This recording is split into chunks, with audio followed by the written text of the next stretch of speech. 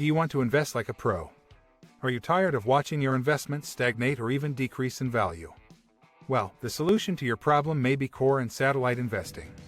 Core and satellite investing is a strategy used by many professional investors and fund managers to manage their investment portfolios. So why not copy the best in the business? Now, if you want to invest like a pro, let's get started and learn about core and satellite investing.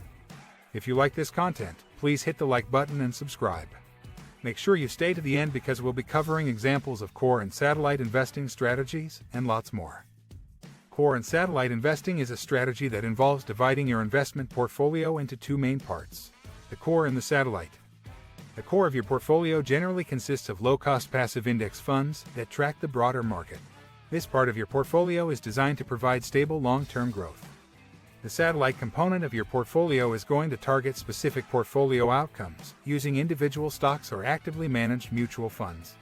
This part of your portfolio is designed to provide more immediate returns and outperformance. By dividing your portfolio into a core and satellite, you can have the best of both worlds: stable, long-term growth, and the potential for higher returns. I have been investing for many years, and during this time, I've seen and tried many different methods of investing and constructing portfolios. In my experience, the core and satellite approach has provided the best risk-adjusted returns over the long term. Let's look at each in more detail. For the core part of the portfolio, we are looking at investments that offer us a high level of diversification at a very low cost. Investments such as index funds or exchange-traded funds make excellent core investments. These investments aim to provide stable, long-term returns and typically would make up the majority of the portfolio. Ideally, you'd have at least 50% of your portfolio in the core and up to 50% in the satellite component. The percentage you choose should depend on your investing experience and competence. If you're not a very competent investor, then putting 100% of your portfolio in the core holdings is actually a very good strategy. In fact, if you have limited funds and don't have the time to research more active investments, then you're probably better off leaving everything in the core of your portfolio. As already mentioned, core investing has several benefits, including diversification and lower fees. This means you can get a very broad exposure to global markets at a relatively little cost and simplicity. Core investments are often easy to understand and require little maintenance or monitoring. This makes them an ideal choice for beginner investors or those who want a hands-off approach to investing. Further, there is strong evidence to support that a core investing portfolio will provide higher returns over the long run. Every year, the S&P Dow Jones Indices release the SPIVA scorecard, which shows the percentage of funds in various regions around the world that either over or underperform the relevant market index. According to the SPIVA scorecard, over the last 5 years, 86.5% of U.S. funds underperformed the S&P 500 index. Further, over the last 15 years, 93.4% of U.S. funds underperformed the index. These results are quite telling and demonstrates that active management and stock picking is a very hard game to win. Clearly, there are a lot of very smart investors trying to actively manage portfolios, and especially over the long term, a lot of them get it wrong. Some common examples of core investments include: 1. Index funds. These are mutual funds or ETFs that track a specific index, such as the S&P 500 or the Dow Jones Industrial Average. They offer exposure to a broad range of stocks and can be an efficient way to diversify your portfolio. 2. Bond funds. These are mutual funds or ETFs that invest in a diversified portfolio of bonds. They can provide stable income and can be less volatile than stock funds.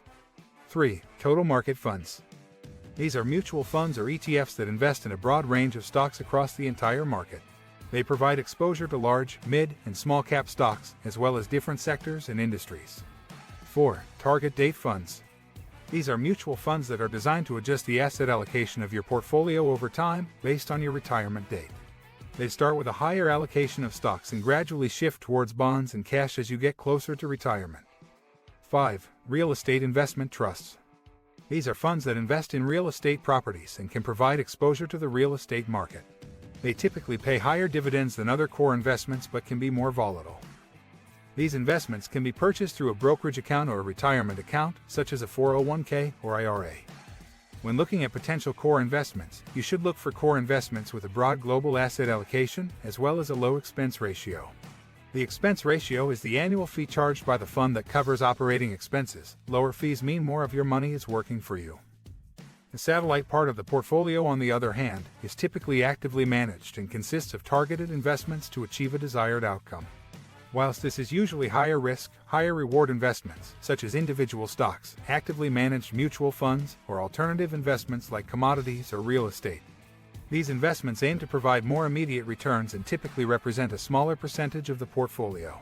The satellite holdings provide the ability to outperform the index. In addition to potential outperformance, the satellite component of your portfolio is going to allow for specific portfolio outcomes.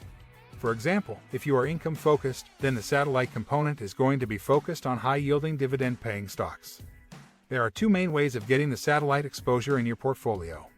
You can either select individual stocks yourself, or you can invest via an active fund manager. There are pros and cons of each, but in general, active managers will come with a lot of expertise, but also come at a higher cost in terms of management and performance fees. On the other hand, investing directly into stocks requires the time and expertise to undertake the necessary research. Satellite investments not only offer investors flexibility to choose their own investments, but also to adjust their portfolios as market conditions change. This can be an advantage in a fast-paced market where conditions can change rapidly. Satellite investments also offer investors the opportunity to specialize in certain sectors or industries that they are interested in. For example, an investor who is interested in renewable energy can invest in companies that focus on this industry. Overall, satellite investing can provide investors with higher potential returns and the opportunity to diversify their portfolios. Satellite investments can vary widely in terms of risk and potential return. Here are some examples of satellite investments that investors may consider. 1. Individual stocks. These are shares of ownership in a specific company. Investors can choose to invest in individual stocks based on their research and analysis of the company's financials, management, and growth potential.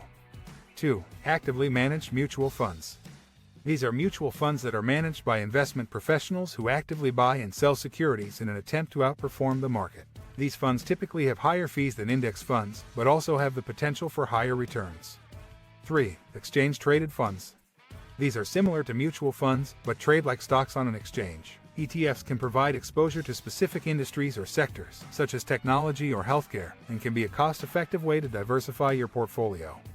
4. Alternative investments. These can include investments like commodities, real estate, or private equity. These investments can offer higher potential returns but also come with higher risk and may require more specialized knowledge. 5. International or emerging market funds. These are mutual funds or ETFs that invest in companies outside of the United States. These funds can provide exposure to different markets and economies, but also come with higher risk due to currency fluctuations and political instability. 6. Bonds. These are debt securities issued by companies or governments. While bonds are typically considered a core investment, investors may also choose to invest in specific bond funds or individual bonds as a satellite investment to diversify their portfolio and generate income. Combining core and satellite investing can provide a well-diversified portfolio that is positioned for long-term success. By combining core and satellite investments, investors can achieve a balance of stability and growth in their portfolio. The core investments provide a solid foundation for the portfolio, while the satellite investments can enhance returns and provide diversification. This strategy allows investors to participate in the overall growth of the market, while also taking advantage of individual investment opportunities. Thank you for watching this video. If you're looking to diversify your portfolio and achieve a balance of stability and growth, core and satellite investing may be the right strategy for you. Remember, achieving a well-diversified portfolio takes time and effort, but it can pay off in the long run. If you have any questions or comments, please leave them below. And don't forget to subscribe to our channel for more investing insights and tips. See you in the next one.